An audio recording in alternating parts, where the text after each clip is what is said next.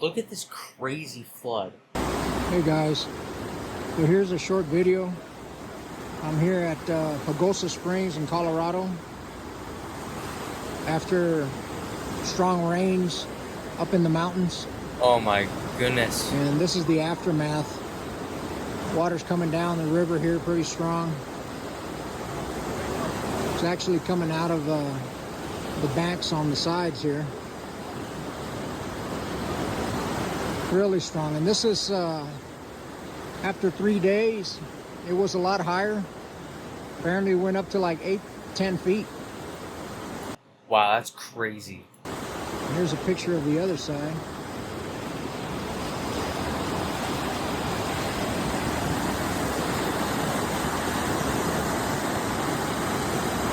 So it's flowing pretty bad.